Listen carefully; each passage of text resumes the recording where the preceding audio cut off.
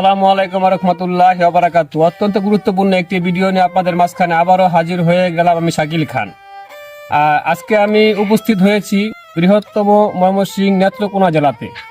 আপনারা জানেন যে এই নেত্রকোনা জেলা বাউল গানের জন্য সুপরিচিত এবং সবচেয়ে বিখ্যাত এই নেত্রকোনা জেলাতে।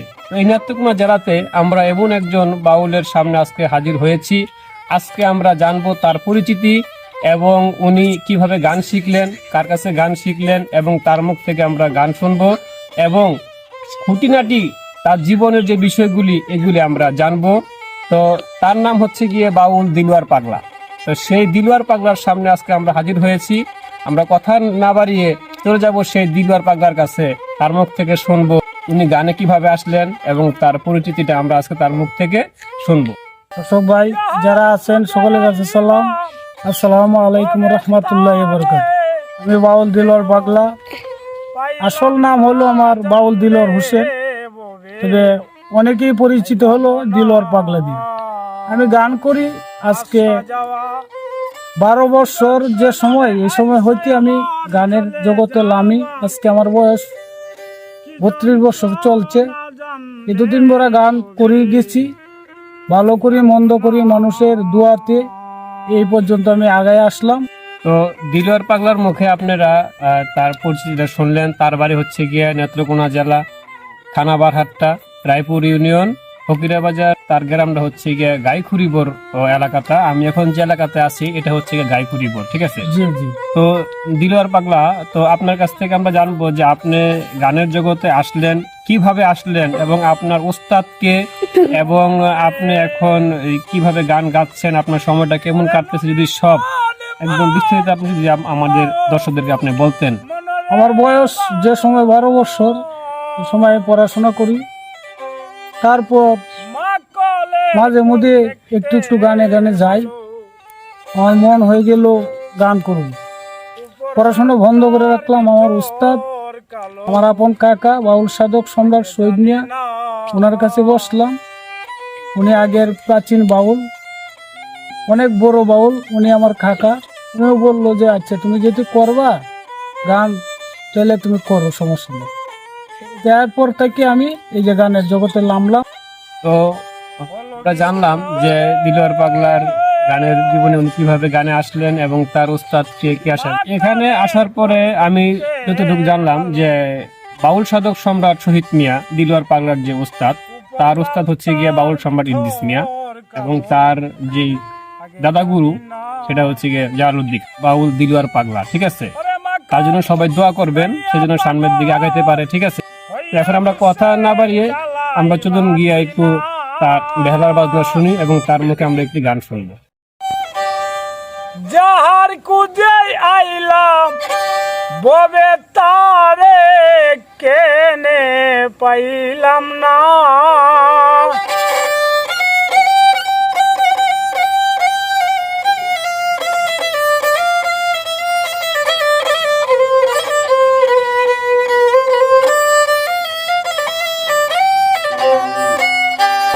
যাহার কুজে আইলাম ববে তারে কেন পাইলাম না, জানলে ববে আইলাম না। আসা যাওয়া কি যন্ত্রণা রে, আইসা আবার চলে যাওয়া কি যন্ত্রণা, জানলে ববে আইলাম না।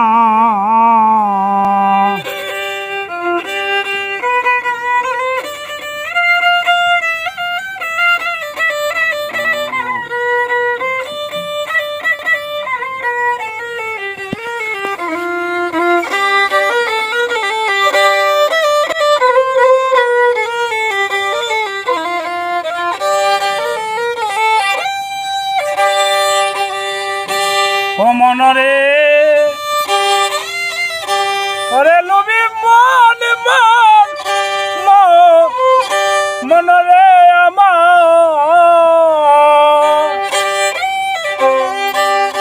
মা কলের পল দেখতে ভালো,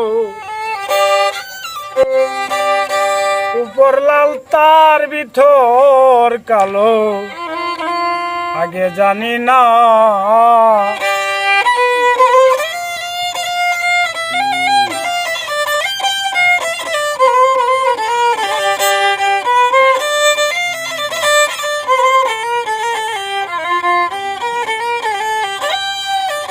হলো বিমনরে মা কালের পল দেখতে ভালো উপর লাল তার ভিতর কালো আগে জানি না ওরে মাকাল কাইয়া পাগল হইয়া বিশ্বের জ্বালাই বাঁচি না